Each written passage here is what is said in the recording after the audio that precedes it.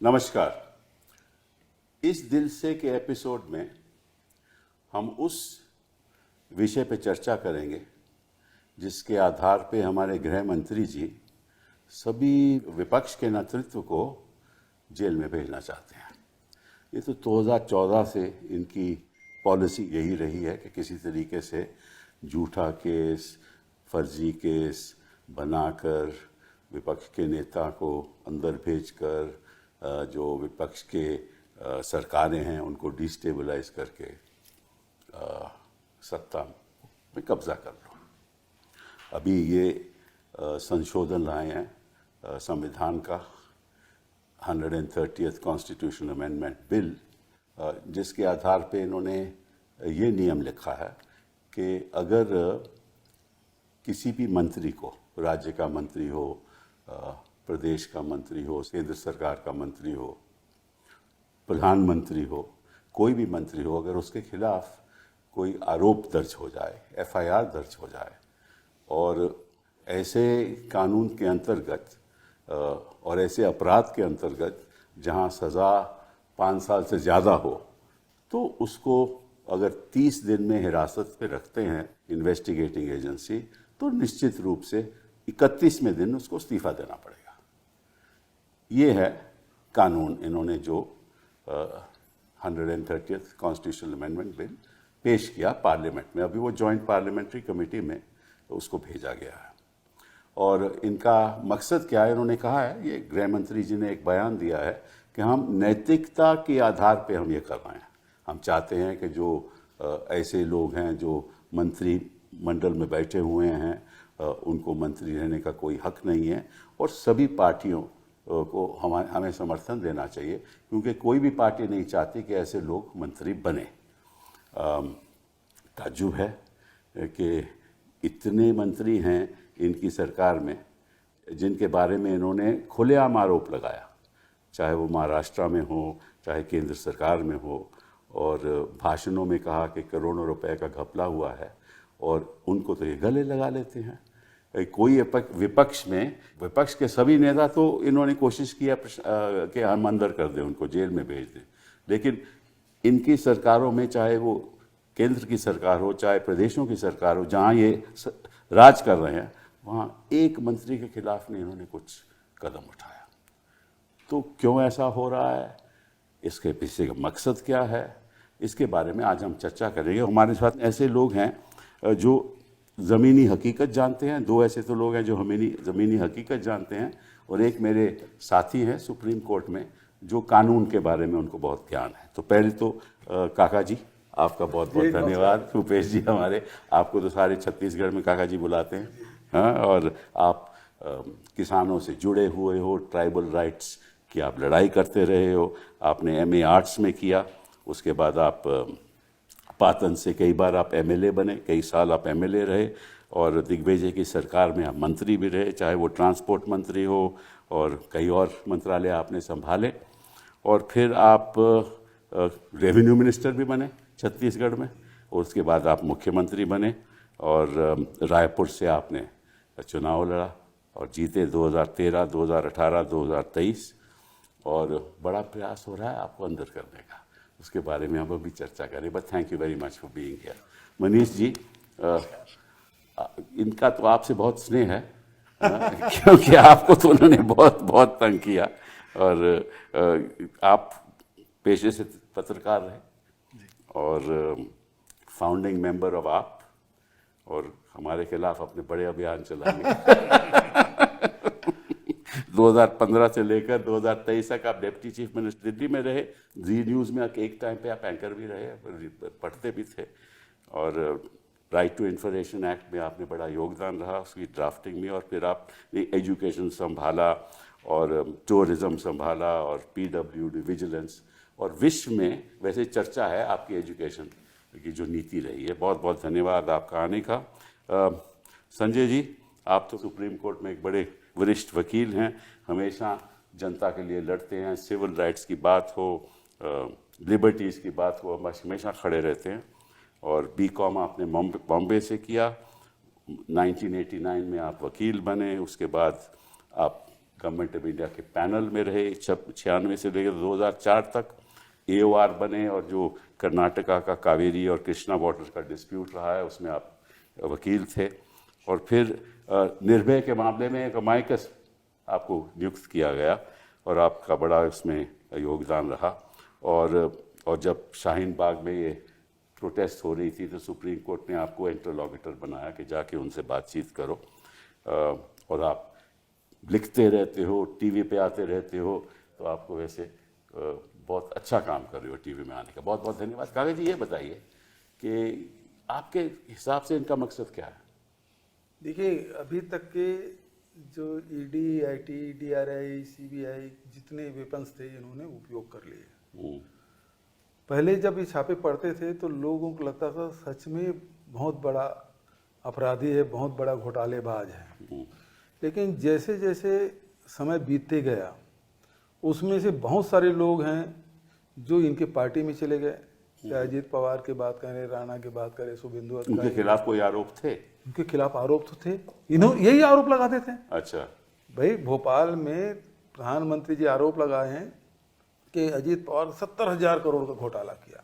अच्छा, दूसरे दिन वो पाला बदले और उप मुख्यमंत्री बन गए। हाँ, उसी जब इनके पास आ जाते हैं तो मतलब कि दूध के धुले हो जाते हैं। दूध बिल्कुल पाक साफ हो जाते हैं। अच्छा। मोदी वॉशिंग मशीन में धुल जाते हैं, उसके बाद बिल्कुल साफ। हेमंत बिस्वा शर्मा के खिलाफ कितना आरोप लगा, अब कोई आरोप नहीं है, उसको मुख्यमंत्री बना दिए, किसी को मुख्यमंत्री बना दिए। तो ये सारे या तो वहां समझौता करके वहां चले गए, वो ठीक।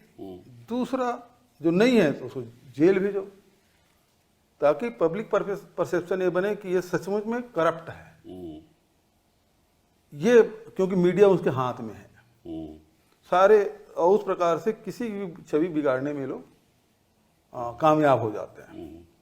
लेकिन धीरे जैसे जैसे समय बीतते गया ये अब लोग समझ गए कि ये केवल हथियार के रूप में उपयोग कर रहे हैं पार्टी को तोड़ने के लिए, प्रजातंत्र को कमजोर करने के लिए, नेताओं को बदनाम और नेताओं को तोड़ने के लिए और पार्टी को बदनाम करने के लिए इसका उपयोग कर रहे हैं। अब जिस प्रकार से सुप्रीम कोर्ट का जिस प्रकार से नजरिया, पहले जो सुप्रीम कोर्ट का नजरिया था और अब जितने केसेस हो रहे हैं उसमें जो नजरिया है, जो टिप्पणी जो आ रही है, वो तो बेहद, मतलब एक बार CBI को कहा गया कि पिंजड़े का तोता है, और अभी जो सुप्रीम कोर्ट ने उसकी टिप्पणी की है वो तो उससे तोता से भी बहुत खराब टिप्पणी की, ठग की तरह। गिरफ्तार तो करते जा रहे हैं, फिर भी कर रहे हैं, लेकिन कहीं तो है लोगों के बीच में, पार्टी के अंदर में भी, और दूसरी बात ये कि न्यायालय की नजर में बात लग रहा कि हाँ गलत है। अब बात आ जाती है कि अब इसके बाद क्या, ये वेपन्स भी काम नहीं कर रहे हैं। जी हाँ। तो एक नया हथियार जब ला रहे हैं कि भाई जब आपने BNS बनाया तब उसमें 60 दिन के आप चालान प्रस्तुत करेंगे, 60 दिन में ED CBI करना है, BNS में 90 दिन का है, 30 दिन का कर रहे हैं, तो आप अपने ही बनाए कानून का विरोधाभास एक नया कानून ला रहे हैं। मैं भी उस पर आऊंगा। मैं आपसे ये पूछना चाहता हूँ कि आपके कार्यकाल में आप मुख्यमंत्री थे, ये तो अधिकारियों को भी ऐसे निशाने पे रखे सबसे पहले यही करते हैं। हाँ, कैसे करते ये अधिकारियों को दबा लेते हैं, डराते हैं, ताकि जो सत्ता पक्ष के कोई बात ना माने, कोई काम ना करे। तो सबसे पहले अधिकारी वैसी डरपोक कौम है, बहुत जल्दी डरते हैं। तो उनको भी इन्होंने गिरफ्तार किया, गिरफ्तार भी किया, जेल में भेजे, और उनसे फिर स्टेटमेंट ले लेते हैं। अब हाँ, उनके पास स्टेटमेंट, जो स्टेटमेंट ना दे हाँ, तो उसको जेल भेज दो, जो स्टेटमेंट दे दे उसको खुला छोड़ दो। तो वही स्टेटमेंट फिर मुख्यमंत्री मंत्रियों के खिलाफ उसको उपयोग करो। फिर मतलब इसमें यह है कि एक को पकड़ लिए, उससे बयान लिए, चार लोगों के खिलाफ, फिर उसको पकड़ लिए, फिर चार लोग, मतलब 16 लोगों को फिर पकड़ो, फिर इस प्रकार से काम चलता रहता है। हम अंग्रेजी में कहते हैं एवरग्रीनिंग ऑफ इन्वेस्टिगेशन, मतलब कि इन्वेस्टिगेशन आप करते रहो। मनीष जी, आपने तो ये सब भुगता है, आप जरा अपना नजरिया बताइए जनता को हमारी। देखिए, आपने जिस सवाल से बात उठाई है, मुझे लगता है सर कि लोकतंत्र में आरोप प्रत्यारोप तो चलेंगे, और इसीलिए वो लोकतंत्र है कि सबको अपनी अपनी बात कहने का हक है। मुझे कोई झूठा लग रहा है तो मैं झूठा बोलूंगा, कोई मुझको झूठा मान रहा है तो झूठा बोल दे। लेकिन किसी के कहने भर से कोई झूठा हो जाता है, ये लोकतंत्र की स्पिरिट में नहीं है। तो जब कि भाई सत्ता में बैठे हुए किसी ज्यादा पावरफुल आदमी ने किसी कम पावरफुल आदमी को झूठा कह दिया और अब वो झूठा हो गया, ये लोकतंत्र की हत्या है। फिर ऊपर वाला नीचे पे आरोप लगाए, नीचे वाला ऊपर पे आरोप लगाए, पॉलिटिक्स है, लोकतंत्र है, स्पेस देता है। तो ये तो बेसिक प्रिंसिपल की बात मैं कहूंगा। अब बात आई इस कानून की जो ये संशोधन ला रहे हैं सामने। पहले ये बताइए कि आपके साथ ये जो आपके मंत्रियों में देखो, अरविंद केजरीवाल को इन्होंने अंदर किया, आपको किया, तो जैन साहब को किया, इनका पर्पस क्या है? इनका पर्पस यही है कि भाई आपको जनता ने चुना है, हमको रिजेक्ट किया है, तो अब क्योंकि जनता ने आपको चुन लिया है तो हम आपको इस लायक ही नहीं छोड़ेंगे कि जनता फिर से आपको चुन सके। अब कैसे नहीं छोड़ेंगे? अब इत्तेफाक से इनके सामने हम लोग खड़े थे तो काम कर रहे थे। आपने अभी एजुकेशन का जिक्र किया, हेल्थ सिस्टम का, और बहुत सारी चीजें हैं। जनता को काम पसंद आ गया, जनता ने दोबारा चुन लिया, जनता ने तीसरी बार चुन लिया।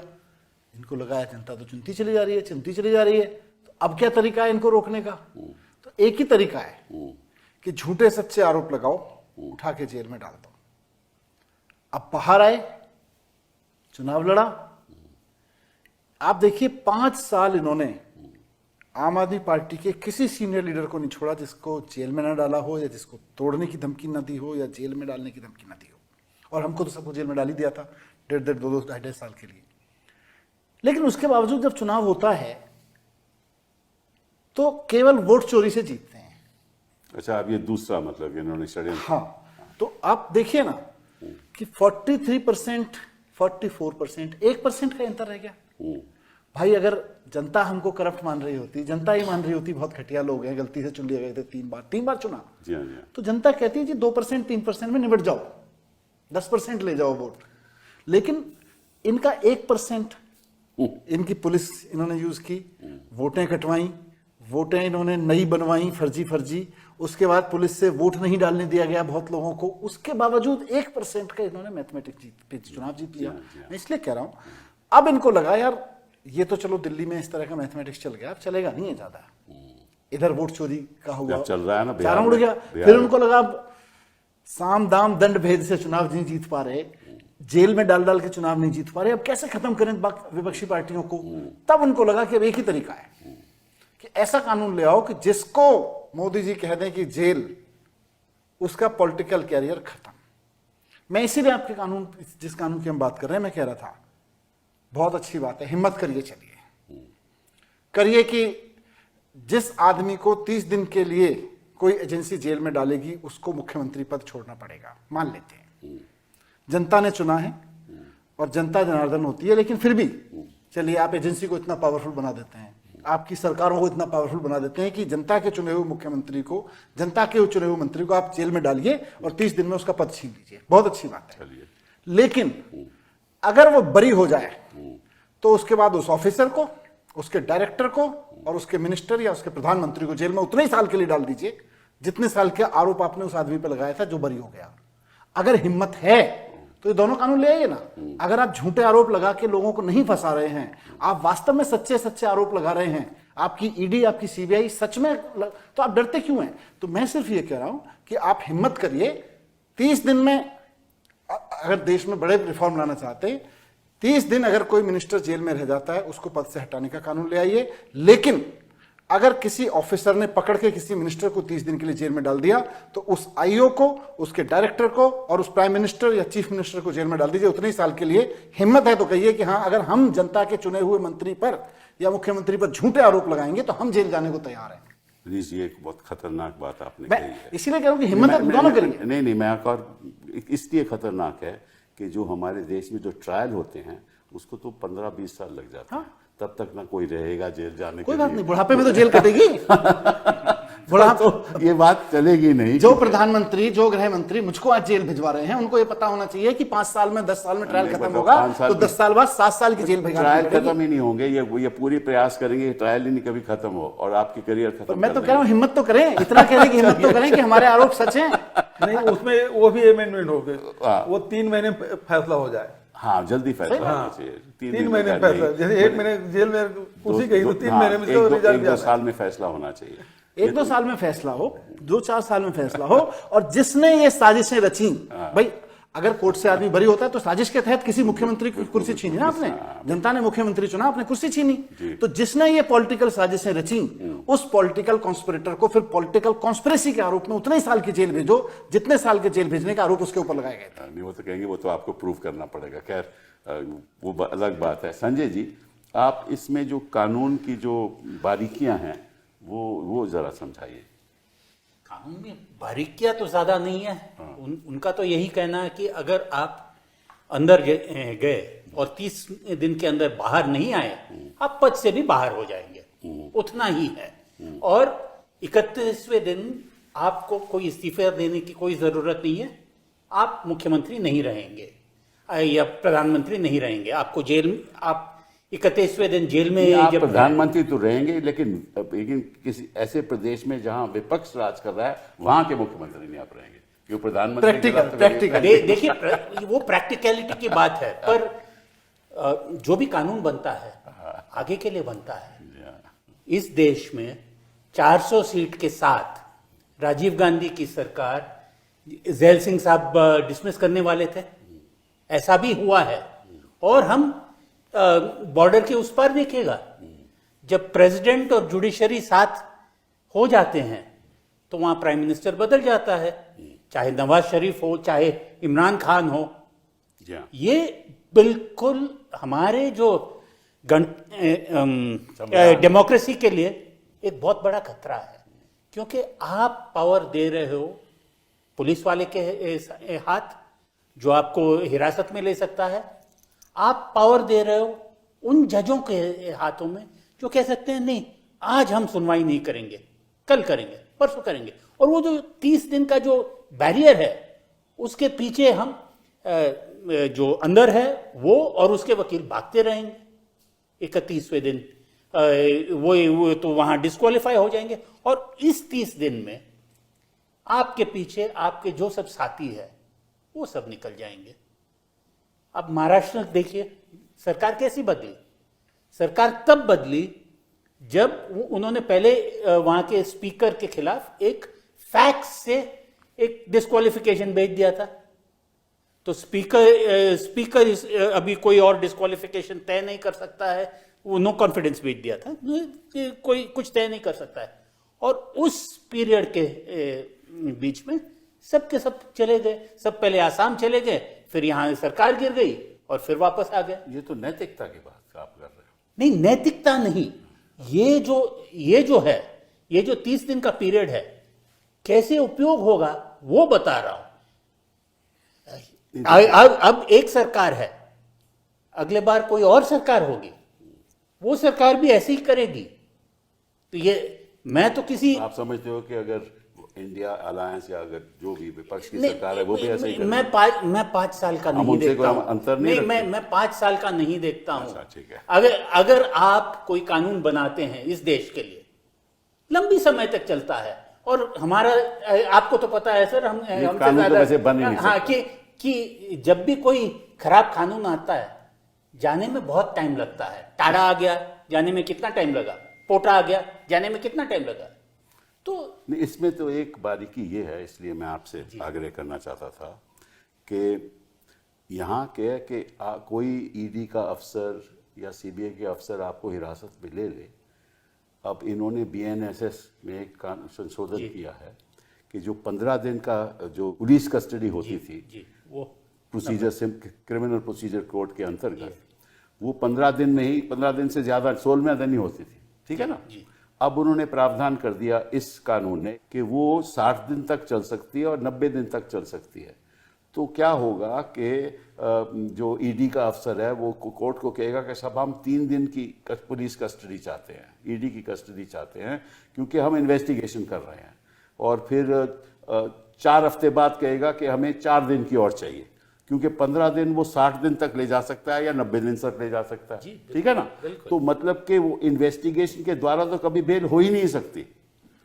ये कानून ने बदलाव लाया है कि ईडी का जो अधिकारी है वो आपको इन्वेस्टिगेशन करते करते ही 30 दिन गुजर जाएंगे, तो उसको तो कभी बेल मिल ही नहीं सकती। पहले कानून में बेल मिल सकती थी, और ये कानून कौन लाया? हमारे गृह मंत्री जी, उनको मालूम है इस कानून का। फिर उन्होंने बयान दिया कि ये तो अगर किसी के पास खिलाफ कोई ठीक आरोप नहीं है तो 30 दिन में उसको बेल मिल जाएगी। तो ये बताइए, आप बता दीजिए कि बेल किसी को मिलती नहीं, बेल मिल जाएगी साहब, अच्छा बस दल बदल करना पड़ेगा, जी सरकार गिरानी पड़ेगी, अच्छा। उस शर्त में हो जाएगा। हाँ, बट आपके कार्यकाल में तो किसी को बेल मिलती नहीं, नहीं मिलेगी आपको, केवल आपको सत्ता पक्ष के साथ आपको जाना पड़ेगा, आपको आत्मा मार के उस पार्टी में जाना पड़ेगा। ईडी के अरेस्ट होने पे किसी को नीचे से तो बहुत रेयर बेल मिलती है, हाँ, और सुप्रीम कोर्ट तक जाते जाते कितना समय लगेगा आपको मालूम है। तो आपको सुप्रीम कोर्ट नहीं दी बेल अल्टीमेटली, और 2 बार जाने पे दी। हाँ 2 बार जाने के तो वैसे में मतलब कुल मिला के ईडी का जो काम था कि भाई अगर ओवरऑल देखें तो भाई देश में करप्शन कैसे रुके, लेकिन अब ईडी का पूरा काम हो गया है कि भारतीय जनता पार्टी कैसे बची रहे। तो ये सारे कानून जो आप अभी कानूनों की बात कर रहे थे दोनों लोग, कि कानून बनाए तो इसलिए जाते हैं कि देश कैसे बचा रहे, स्पिरिट तो यही थी, लेकिन अब कानून इसलिए बनाए जा रहे हैं कि भारतीय जनता पार्टी कैसे बची रहे। तो सीधे तो वो सत्ता में है, वो तो उनका हक है ना भाई, उनको सत्ता रहने का हक है, सत्ता में रहने का हक है। काम तो करके कानून जनता के लिए काम करके देश का विश्वास जीत के लिए करिए ना। कानून बना बना के, ऐसे कानून बना बना के, देखिए इस समय देश में 2 ही चिंता चल रही है, देश कैसे बचे या भारतीय जनता पार्टी कैसे बचे। 2 ही चिंताओं में देश मग्न है। कुछ लोग हैं जो संजय जी जैसे, आप जैसे लोग हैं, कुछ लोग हैं जो इस तरफ काम कर रहे हैं कि भाई देश कैसे बचा रहे। कुछ लोग हैं जिसमें लॉ मेकर्स बैठे हुए हैं अभी, उनकी एक ही चिंता है कि देश बचे ना बचे, समाज बचे ना बचे, लोगों का भविष्य, इकोनॉमी बचे ना बचे, बस भारतीय जनता पार्टी बची रहनी चाहिए। जी हाँ। ये सारे कानून तो इसलिए बनाए जा रहे हैं ना। लेकिन अब मैं आपके बात मैंने जो थोड़ा सा रोकूंगा मैं आपको, यहाँ भारतीय जनता पार्टी बचे ना बचे उसकी भी चिंता नहीं है, केवल 2 लोग बचे रहे उसकी चिंता है। वो और आपने प्रिसाइज कर दिया, वो आपने और प्रिसाइज कर दिया। नहीं, बस कुछ हद तक सही क्या? हाँ, उनकी बात। जैसे भूपेश जी कह रहे थे हाँ। कि अगर आप जाके बीजेपी में से हाथ मिला ले जी हाँ। तो आपको 29वें दिन भी सडनली मेडिकल बेल मिल जा सकता है और फिर डिस्क्वालिफिकेशन बच मुझे जाएगा। इन्होंने 18 महीने जेल में रखा, मुझे पता है। और 18 महीने में कम से कम नहीं तो 70-75 बार मुझे और मेरी फैमिली को कांटेक्ट किया, समझा दो इसको, अच्छा, पागल हुआ पड़ा है, ओ ऐसी, ये जानते नहीं हो इन दोनों को, सड़ा सड़ा के मारेंगे। हो। तो मैंने कहा जी हम तो जंतर मंतर पे पैदा हुए थे राजनीति में, आपने जिसका जिक्र जी किया, हाँ, जी हाँ। अखबार बिछा के सोते थे, यहाँ कम से कम जेल में छत पे पंखा भी चलता है, नीचे दरी बिछी हुई है। तो क्या बात है, क्या तो मैंने कहा इससे नहीं डरने वाला, ऐसे लोग चाहिए हमें। इससे नहीं डरेंगे, लेकिन इस चीज से नहीं झुकेंगे। गलत क्या होता तो झुक जाते हैं, पर कितनी बार तोड़ने की कोशिश की, कितनी बार कहने की कोशिश की, आप बस बता दो, विधायक तो हमने तैयार कर रखे हैं, आप बस बोलो, लीड करने को तैयार हो आप। नहीं, सुना है कि पहले भी वो कोशिश कर रहे थे आपके विधायकों को कांटेक्ट करने के लिए। मेरे घर सीबीआई की रेड हुई, और सीबीआई की रेड होने के अगले दिन मेरे पास एक आदमी आया। ऑफ कोर्स इस तरह के जो लोग हैं वो ऐसे लोग होते हैं जो आपके भी कॉन्फिडेंस के लोग हैं और उधर के भी कॉन्फिडेंस एंजॉय कर रहे होते हैं कि यार तुम देख लो, अभी मैं कहो तो बात करो। मैंने कहा बात करो, क्या चाहते हैं, क्यों चाहते हैं। बोले वो अभी ईडी का केस बना रहे हैं तुम्हारे खिलाफ, अच्छा, और पूरी तैयारी है, पहले सीबीआई अरेस्ट करेगी फिर ईडी अरेस्ट करेगी आपको, तो देख लो फिर। मैंने कहा क्या चाहते हैं वो? बोले देख लो कितने एमएलए तैयार हो जाएंगे। अच्छा, तो मैंने कहा यार ये पार्टी मैंने बनाई है, मैं ही तैयार नहीं होऊंगा।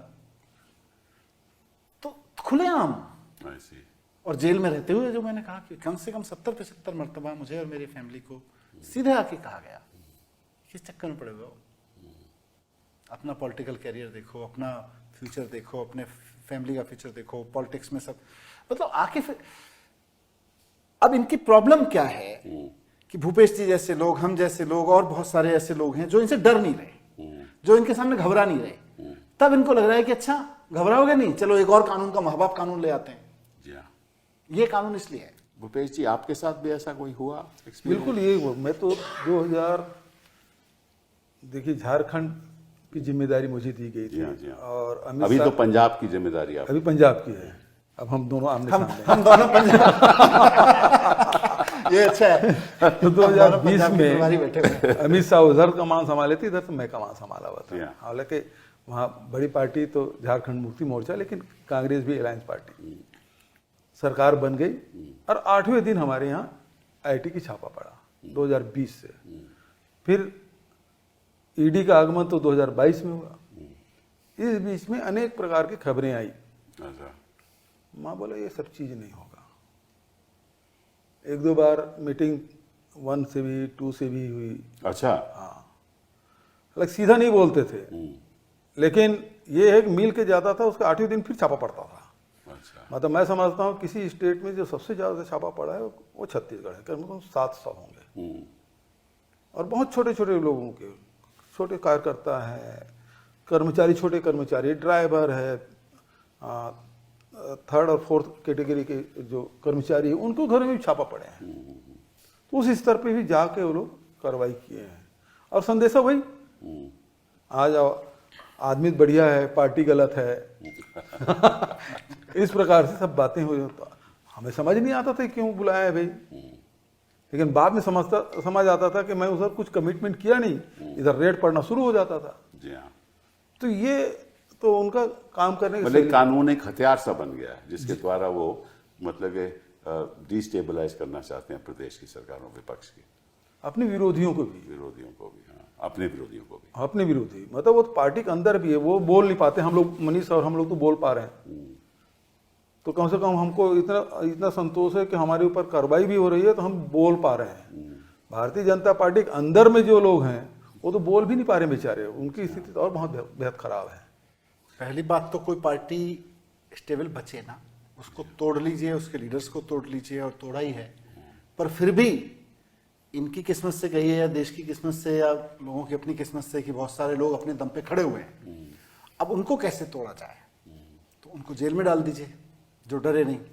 अब जो जेल में जाने पे भी नहीं टूट रहे हैं तो उनको कैसे खत्म करोगे? अब ये सारी लड़ाई इनकी वहां आ गई है कि उनको खत्म करने का एकमात्र तरीका है कि कानून ऐसा बना दो कि वो पदों पे बैठ, जनता चुन भी ले तो पदों पे ना रह पाए। जनता दूसरा चुन भी खतरा ले तो तो ये जिस भी विपक्ष के है नेता कि- पे उंगली रखते हैं वो जेल में रहे। मतलब कोई सिरफिरा थानेदार या कांस्टेबल FIR कर दे, एक बार FIR हो गया तो फिर तो उसको कार्रवाई करनी पड़ेगी। जी हाँ। कोई आदमी कोर्ट में खड़ा हो गया, भाई FIR है लेकिन ये आदमी बाहर घूम रहा है, जी हाँ। तो उस मंत्री को तो जेल जाना पड़ेगा। कोई सिरफिरा कोई प्रधानमंत्री के खिलाफ, कोई कांस्टेबल प्रधानमंत्री के खिलाफ FIR करके बैठ जाए चुपचाप, जी हाँ। तो फिर क्या होगा?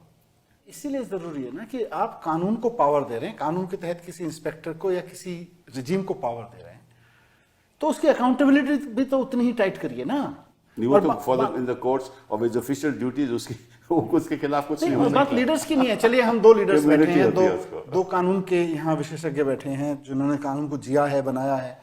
लेकिन आम आदमी, हम लीडर्स का छोड़िए, मैं तो कह रहा हूं कि, और मैं तो जेल में 18 महीने रह के आया हूं इसलिए बहुत अथॉरिटी के साथ जानता हूं।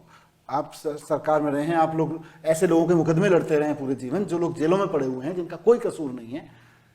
मुझे हेमंत लगता सोरेन है- को देखो, उन्होंने कई महीने मुझे लगता है कि अब वक्त आ गया है कि ये बात उठाई जाए कि कानून में पावर किसी आदमी को दी जाएगी तो उतनी अकाउंटेबिलिटी भी उसकी फिक्स की जाएगी। आपको अगर मैंने ये पावर दी है कि आप किसी व्यापारी को उठा सकते हैं, तो आपके ऊपर ये अकाउंटेबिलिटी भी होनी चाहिए कि अगर आपने गलत तरीके से किसी व्यापारी को उठा लिया या किसी रिक्शा चालक को उठा लिया और आपने गलत तरीके से उसको प्रताड़ित किया किसी भी कानून का दुरुपयोग करके, तो उतनी ही प्रताड़ना फिर आपको भी मिलेगी। ये वक्त आ गया है। जी, सही बात है आपकी। मैं आपसे एक सवाल करना चाहता हूँ, कुछ उदाहरण दूंगा। मैं कुछ देख रहा था कि पिछले कई वर्षों में 2014 के बाद कितने कितने लोगों को अंदर किया गया, जेल में डाला गया, और वो सभी विपक्ष के ही नेता हैं। तोमर साहब आपकी पार्टी में, ठीक है, 30 दिन से वहीं ज़्यादा से शुरू अंदर रहे, किया। ठीक है ना। मदन मित्रा TMC के कई महीने अंदर रहे, नवाब मलिक NCP के कई महीने अंदर रहे, सत्येंद्र जैन, अब तो उनके खिलाफ कहते हैं कि क्लोजर रिपोर्ट भी फाइल हो गई, वो भी कई साल अंदर रहे। 2 साल। 2 साल। पार्था चैटर्जी TMC कई साल अंदर रहे। मनीष, आपकी तो बात हो गई।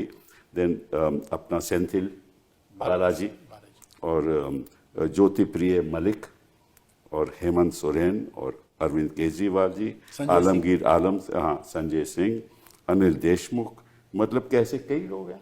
और मुझे ये बताइए किस कोर्ट ने 30 दिन में कभी जेल बेल दी है?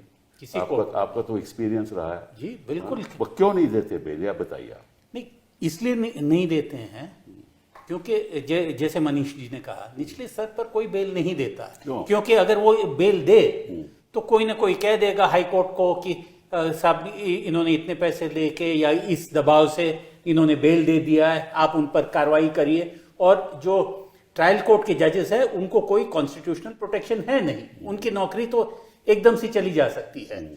हाई कोर्ट पे जब आ जाए, हाई कोर्ट पे भी सीनियर जज के सामने आ जाता है, और बहुत सारे सीनियर जज ऐसे भी होते हैं जो सोचते हैं कि अगर हम यहाँ दे तो शायद हमारे करियर पे कुछ असर हो, तो बेहतर है कि सुप्रीम कोर्ट भेज दो। और सुप्रीम कोर्ट में अमूमन ऐसा हो जाता है कि ये पूरी प्रक्रिया चलते चलते 6 महीने, 1 साल, 2 साल तो गुजर गया, तब जज पूछते हैं अरे यार 2 साल से अंदर है, अब क्या चाहते हो? बट काजू साहब हमेशा कहते थे बच्चे की जान लोगे क्या? तो वो प्रिंसिपल पे कहे सुप्रीम कोर्ट पे बहुत सारे बेल निकलते हैं। आपने नवाब मलिक का जिक्र किया था। मेरा एक क्लाइंट था जिसका भी सरनेम मलिक था, उसलिए ईडी ने सोचा कि ये दोनों की कोई रिश्तेदारी है, तो उसको भी अंदर कर दिया। तो ये चलता रहता है। तो आज ये हम तो ये जो सब अब्यूज देखते हैं वो तो नेताओं के देखते हैं, पर इनके चलते चलते कितने हजार कितने लाख लोग अंदर जाते हैं, वो बहुत बड़ी बात है। ये देश डंडे से नहीं चलता है, मिलजुल के समझौता से चलता है। और अगर आप किसी को भी ऐसी पावर दे कि किसी को खत्म कर सकते हैं, तो वो पावर आजमाएगा ही। नरिमन साहब एक कहते थे कि power is delightful, absolute power is absolutely delightful. सही बात है। तो इस्तेमाल हो जाता है। ये और तभी नंबर 1 नंबर 2 का भी सवाल नहीं आता है। कोई डायरेक्टर, कोई उससे के नीचे वाला जो भी पंगा लेना चाहता है वो ले ले। देखो, अगर उपराष्ट्रपति के साथ ये कर सकते हैं और वो आज के दिन भी लापता है, तो मतलब फिर तो किसी के साथ कुछ भी हो सकता है। देश कुछ भी नहीं पा रहा है ना, पता ही नहीं कुछ कि कहाँ है। उसके परिवार के लोग भी कुछ नहीं बोल रहे हैं। है ना, कोई नहीं। हम पहले दिन हमने फोन किया तो उन्होंने कहा कि वो आराम कर रहे हैं, अभी थोड़ी देर में बात करेंगे। उसके बाद सब बंद। हम फोन करें तो कोई उठाता ही नहीं है। तो ये अगर उपराष्ट्रपति के साथ कर देते हैं और फिर गृह मंत्री जी आकर बयान देते हैं कि उन्होंने स्वास्थ्य की वजह से उन्होंने इस्तीफा दिया, और वो तो मतलब कि कमाल है। और पता ही नहीं कि वो किस अस्पताल में है, कौन उनको देखने जा रहा है। ये तो बड़े कमाल की बात हो गई ना। लेकिन आपसे एक और सवाल पूछना चाहता हूँ। ये तो खैर बात हो गई कि बेल नहीं मिलती, लेकिन ऐसे ऐसे कानून बनाए गए, ऐसे ऐसे कानून बनाए जो मतलब पर से असंवैधानिक हैं, उसकी सुनवाई नहीं होती।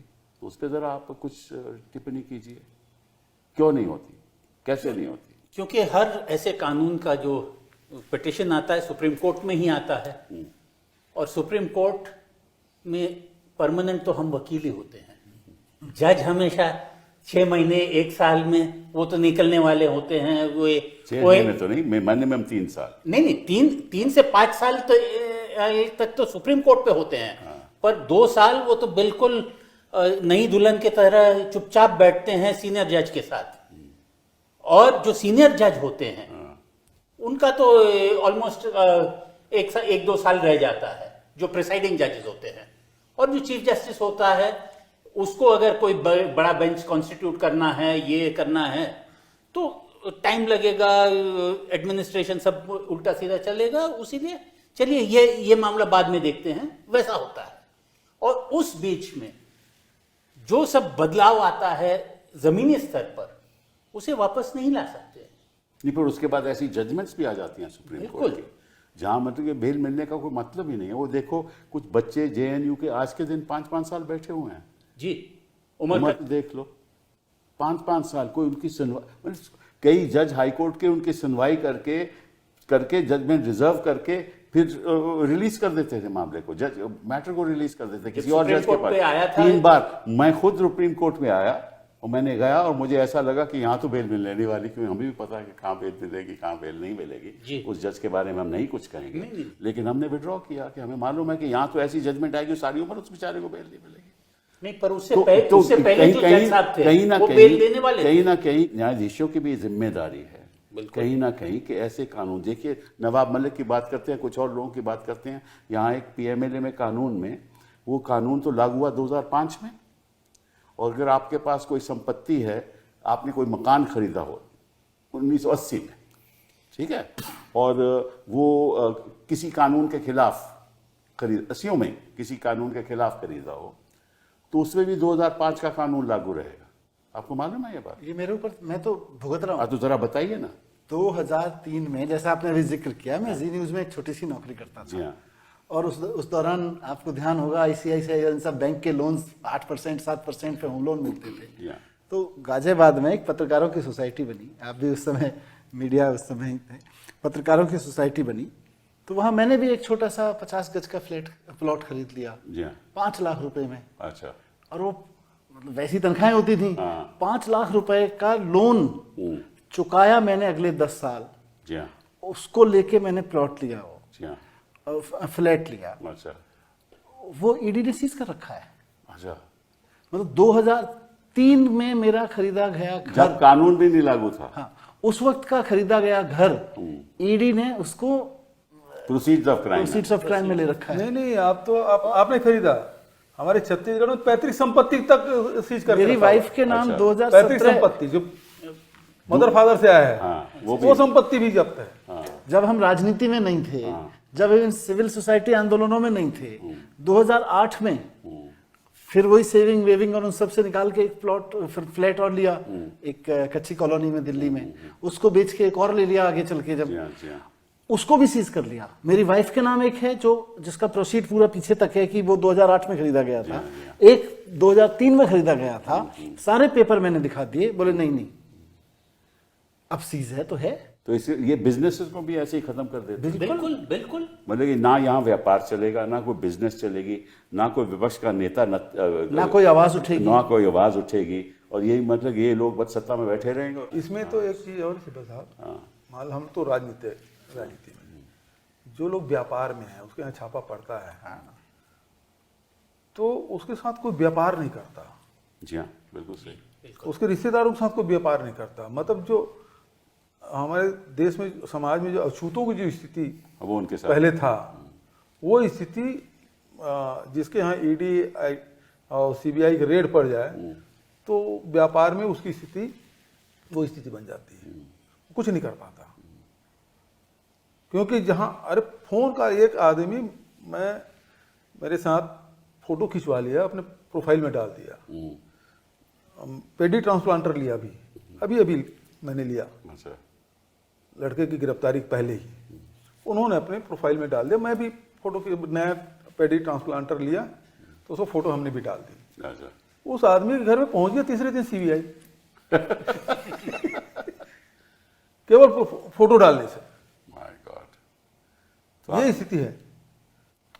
तो आप देखिए ना, जेलों में कितने नेता तो चलो पॉलिटिक्स का शिकार हो रहे हैं, पर व्यापारी, इस देश के व्यापारियों में डर है। बिल्कुल सही है कि भाई या तो पॉलिटिकल चंदा दे दो, अभी तो वो भला हो ऑनरेबल सुप्रीम कोर्ट का अगेंस्ट की पॉलिटिकल फंडिंग वाला सारा एक्सपोज कर दिया, नहीं, बट ऑफकोर्स आधा किया ना, आधा किया, बट फिर भी जनता में आ गई चीजें कि किस दिन किसके यहाँ ईडी की रेड पड़ी और उसने किस दिन चंदा दिया, और उसके बाद में ईडी की रेड के बाद ईसीआई सारे तथ्य कोर्ट के सामने फैसले हैं। बहुत मतलब बढ़िया ब्लैक एंड है। व्हाइट में लिंक बन गया।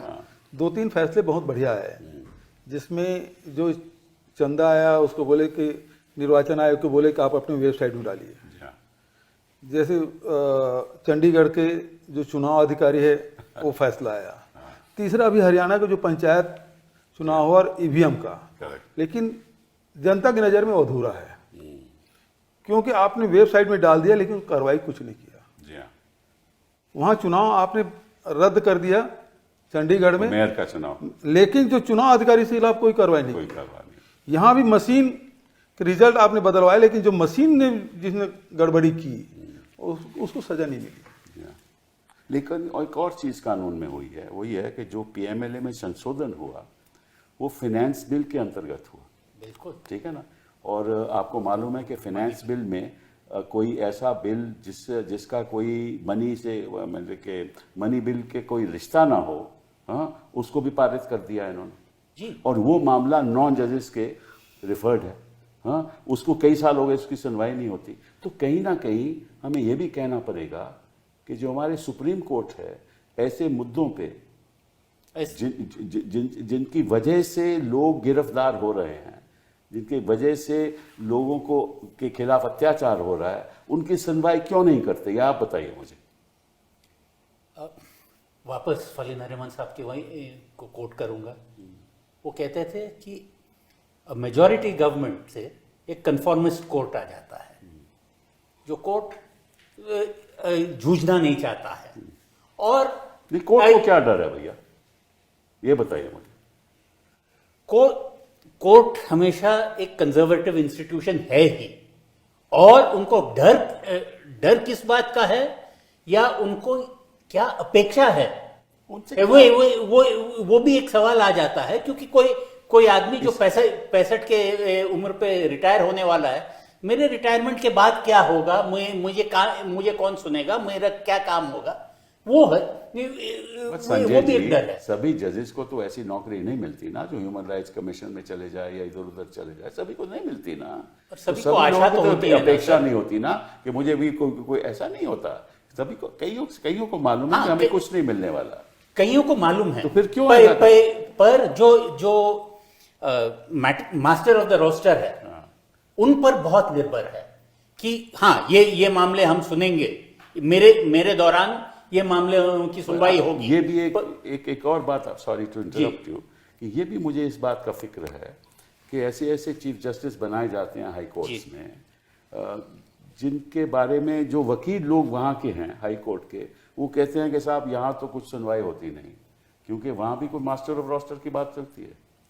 क्योंकि वैसे ही तो चलता है सिस्टम कि जो भी चीफ जस्टिस है वही रोस्टर बनाते हैं, वही रोस्टर बनाते हैं। हैं। ऐसे केस किसी एक ही केवल जज के पास जाते हैं। हाँ, वो वैसा होता है। और चीफ जस्टिस डिसाइड करता है कि कौन से केस की सुनवाई होगी और कौन सी नहीं, कौन सा मुद्दा। तो हमें कई लोग कहते हैं साहब यहाँ ये जज की नियुक्ति इस रोस्टर पे है, तो यहाँ तो कोई फायदा नहीं, यहाँ तो कुछ नहीं मिलेगा हमें। ये है ना जी, बिल्कुल तो कहीं है। ना कहीं ये संदेह लोगों को है कि इस जज के यहाँ कुछ नहीं मिलने वाला। तो ये भी अपने आप में एक बहुत ही एक गलत संदेश जाता है जनता के बीच में। जो लिटिगेंट है वो बेचारा क्या करे, बिल्कुल, वो तो जेल के अंदर है, उसको मालूम है कि यहाँ कुछ नहीं मिलने वाला। आप उमर खालिद वाले मामले की बात कर रहे थे, क्योंकि आपको पता था कि उस जज से कुछ नहीं मिलने वाला था, पर उससे पहले वो मामला एक जज के सामने थे जिनको अचानक से हार्ट अटैक हुआ था। और वो जज साहब तो कह रहे थे कि 5 अरे मैं पेश हुआ तो उन जज ने कहा कि ये अंदर क्यों है, इसको बाहर आना चाहिए।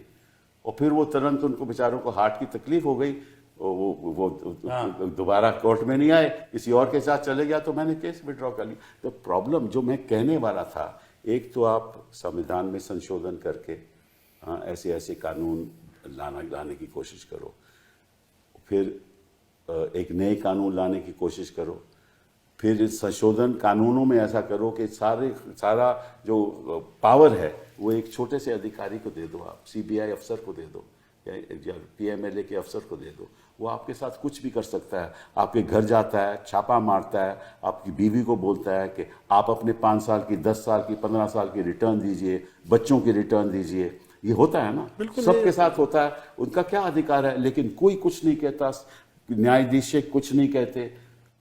आपके मोबाइल फोन ले लेंगे, उनके पास कोई एविडेंस नहीं रहेगी, मोबाइल फोन से पता करेंगे कि आपके और से कौन से कॉन्टैक्ट्स हैं। बेटे ये किस किस्म के कानून है और किस किस्म का न्याय है? अभी तो आप लोगों ने एक बिल और पास किया ना, हाँ, कि अब आईटी वाले आपके मोबाइल ले सकते हैं, आपको व्हाट्सएप चेक कर सकते हैं, आप ईमेल चेक कर सकते तो हैं। प्रिवेसी की बात कहाँ गई? बिल्कुल प्रिवेसी की बात नहीं है, और इन्वेस्टिगेटिंग ऑफिसर को भी कुछ काम करना नहीं है। आप कोई आपको किसी मोबाइल ग्रुप में जोड़ देता है और उस ग्रुप में कोई कुछ कह देता है, कोई हमको ये करना है, हमको वो करना है, उसी के बेसिस पर कॉन्स्पिरेसी का चार्ज लगाया जाता है। दिल्ली राइट्स का जो पूरा केस है वो तो सिर्फ एक मोबाइल ग्रुप के चैट्स पे है। तो इन्वेस्टिगेटिंग ऑफिसर को कुछ नहीं करना है, सिब्बल साहब एक प्रश्न आपसे पूछिए। आप तो केंद्रीय मंत्री रहे हैं, बिजनेस रूल आप जानते भी हैं। अभी आपने कहा कि फाइनेंशियल बिल है ईडी का, इन्फोर्समेंट डायरेक्टर। नहीं, ये तो है ही नहीं, बे बिल फाइनेंशियल थोड़ी ना, इन्होंने फाइनेंस एक्ट में उसका संशोधन कर दिया, अच्छा, पीएमएलए का संशोधन कर दिया, जो फाइनेंस से कोई ताल्लुक नहीं रखता, कर भी नहीं सकते। तो मनी लॉन्ड्रिंग ये डिपार्टमेंट पहले तो इस फाइनेंस डिपार्टमेंट में आता था क्या? जी हाँ, जी हाँ, जी हाँ। अभी कौन गवर्न कर रहा है? देखो, आपने 1-2 की बात की ना, मतलब अभी कौन गवर्नर, तो 1-2 ही बंदे कर नहीं, मतलब रिपोर्ट किसको कर रहा है? ईडी रिपोर्ट तो आपको फाइनेंस मिनिस्टर को नहीं कर रहा है?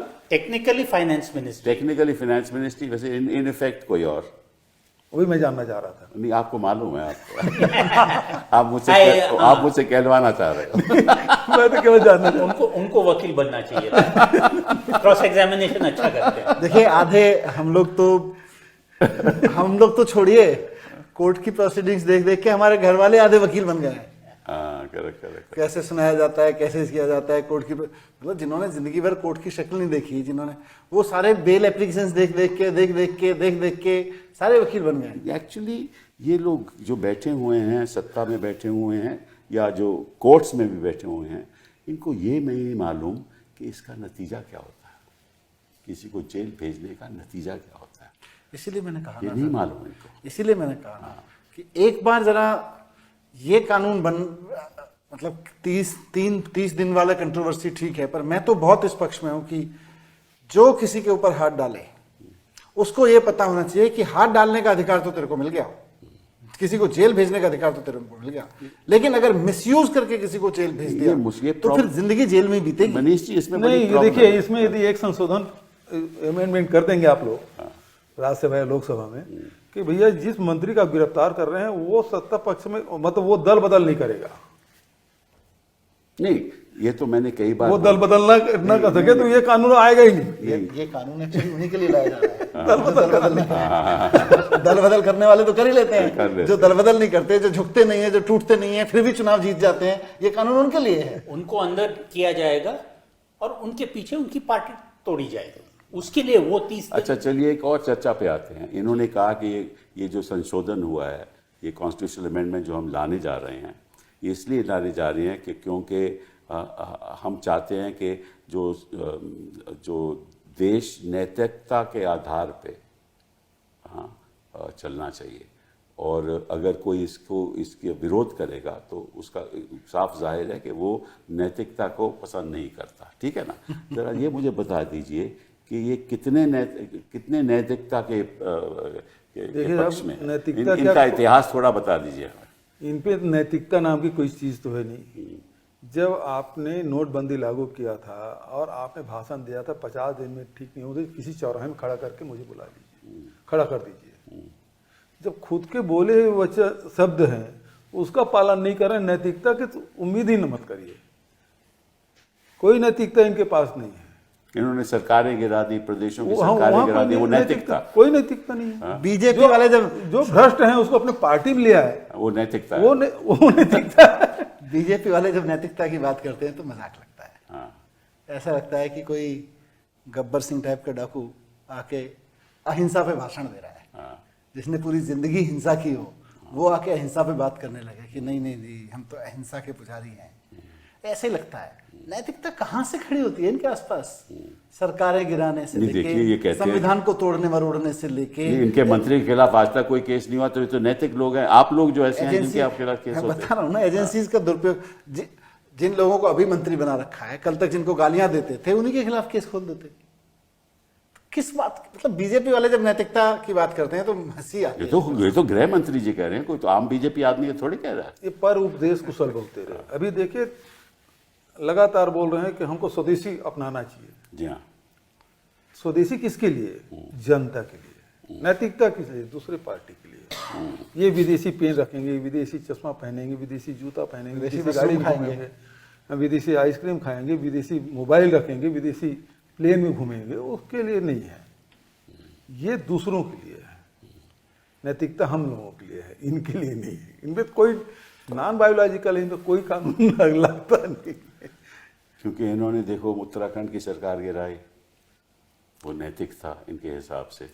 महाराष्ट्र के गिराई। सत्येंद्र जैन को आपने इतने लंबे समय टॉर्चर किया, उनकी फैमिली को टॉर्चर किया।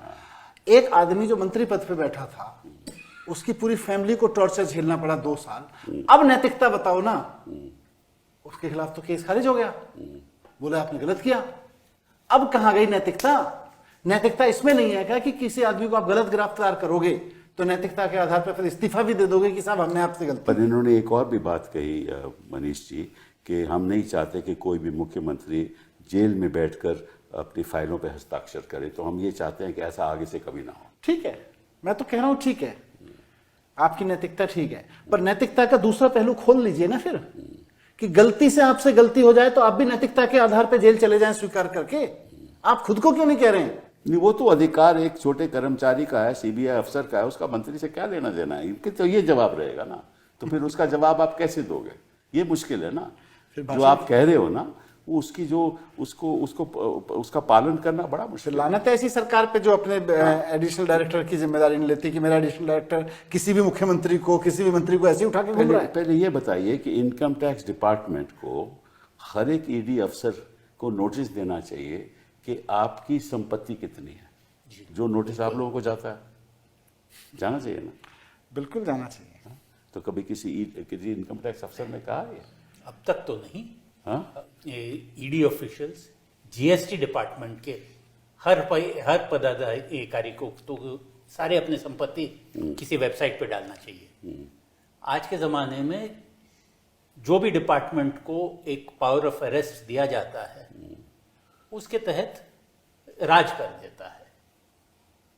क्योंकि जो हमें जो खबरें मिल रही हैं कि जितनी मतलब कि संपत्ति कुछ लोगों ने ऐसे कानून इस्तेमाल करके बनाई है, उसकी जो वजह ही ये है कि नोटिस जाएगा तो कुछ ना कुछ मिलेगा। नहीं, हमारे छत्तीसगढ़ में जितने अधिकारी जांच में गए हैं इन 3-4 सालों में, वो बहुत माला माल हो गए हैं। माला माल होगा। एक व्यापारी बिठा दिए, फिर पूरे बाजार में वसूली कर लो। कमाल है। आप जितनी पावर देंगे अधिकारियों को, देंगे आप अपने राजनीतिक फायदे के लिए, लेकिन अल्टीमेटली राजनीतिक फायदा तो चलिए 20% उसके, जितना वो उसको यूज करेगा उसमें 20% राजनीतिक फायदा पहुंचा रहा होगा, 80% तो लूट ही मचा रहा होगा। जी हाँ, ये है। और ये ईडी भी करती है, जीएसटी भी करता है, जहां जहां आपने पावर दी। तभी तो एक हाई नेटवर्थ के हिंदुस्तान 15 लाख लोग हाई नेटवर्थ हिंदुस्तान के बाहर चले गए, क्योंकि यहाँ को बिजनेस नहीं करना चाहता। मुझे लगता है जो आपने, जब मैं शुरू में बात कर 15 लाख का फिगर जो है, जिन्होंने अपना सिटीजनशिप सब त्याग दिया है। बहुत सारे लोग ऐसे हैं जो चुपचाप कहीं रेसिडेंसी लेके बैठे, दुबई चले गए, इधर चले गए, कहीं भी किसी और देश में परमानेंट रेसिडेंसी, या बच्चों को भेज दिया। हाँ, बच्चों को तो पहले ही भेज देते हैं। देखिए प्रॉब्लम क्या हो रही है कि दुनिया अपने बच्चों को आर्टिफिशियल इंटेलिजेंस और कोडिंग पढ़ा रही है 5वीं क्लास से, है ना। हम ऐसे युग में जी रहे हैं जहां हमारे प्रधानमंत्री जी कहते हैं कि क्लाउड में भी कुछ कोडिंग होती है क्या? उनको क्लाउड, कंप्यूटर वाला क्लाउड और बारिश वाला क्लाउड, उसका फर्क समझ में नहीं आता है। तो क्या अपेक्षा? कभी कभी गलती कर सकते हैं ऐसे। आप तो प्रधानमंत्री के ऊपर बहुत ही मतलब, कभी गलती हो जाती है। प्रधानमंत्री तो आम आदमी है, उससे भी गलती हो सकती है। वैज्ञानिक हमारे प्रधानमंत्री जी जो नाली से गैस निकाल के चाय बना, नाले से गैस निकाल के चाय बनवा देते हैं वो। मैं देखिए उनके, ठीक है, आपको कोई दिक्कत नहीं है, और ऐसे कई बार बहुत आदमी लाइटर वे में भी कह देता है, लेकिन मैं ये इसलिए गृह मंत्री ने 2060 की 2070 की बात की ना, तो गलती से हो जाता है। क्या जिक्र मैं इसलिए कर रहा था इस चीज का, स्लिप ऑफ टंग भी हो सकता है, मिस इन्फॉर्म्ड और इल इन्फॉर्म्ड भी हो सकते हो, आदमी ही हो, दुनिया की सारी इंफॉर्मेशन आपके पेट में नहीं समाई होगी। लेकिन यार थोड़े दुनिया की तरफ भी देख लो ना। दुनिया आर्टिफिशियल इंटेलिजेंस से गवर्नेंस कैसे चलेगी, टेक्नोलॉजी से कैसे चलेगी, अपने सारी की सारी। इस देश के 31 करोड़ बच्चे इस वक्त स्कूल और कॉलेजेस में हैं, कोई उनकी बात कर रहा है? उन्हें कोई बात ही नहीं कर रहा, ना स्वास्थ्य की बात करते हैं, 3000 नेता, 3000 नेता एमएलए और एमपी बन के बैठे हुए हैं। उनकी चिंता सबको हो रही है कि वो सारे के सारे भारतीय जनता पार्टी के होने चाहिए। जी हाँ, जी। अगर वो भारतीय जनता पार्टी के ना हो तो संविधान से बदल दो ताकि सारे भारतीय जनता पार्टी के होने चाहिए, ना है तो आ जाए। तो ठीक है, इसका मतलब कि हम सबको, चाहे वकील हों, हम राजनीति में हो, आम आदमी हो, अब खड़ा होना चाहिए कि ये नहीं चलेगा आम आदमी के लिए, आम आदमी के लिए। और ये बिहार से शुरू हो गया है। बिल्कुल। चाहते तो अभी लड़ाई फैज साहब का एक अभी फैज लड़ाई साहब का एक मिसरा सुनाना चाहता हूँ। हाँ, क्या बात है, कमिंग फ्रॉम संजय जी। यूं ही हमेशा हमने लगाए हैं आग में फूल, ना उनकी हार नहीं ना अपनी जीत नहीं, हम जीतेंगे। जीतेंगे। देखिए अभी जो लड़ाई है वो डरो और डरो मत के बीच है। ये डरा के सत्ता हासिल करना चाहते हैं, और जो हमारे पूर्वज हैं संत महात्माओं ने कहा डरो मत, हम उस रास्ते पे चलने वाले हैं। हम सब नहीं डरेंगे, ये लड़ाई जारी रहेगी। बहुत बहुत धन्यवाद।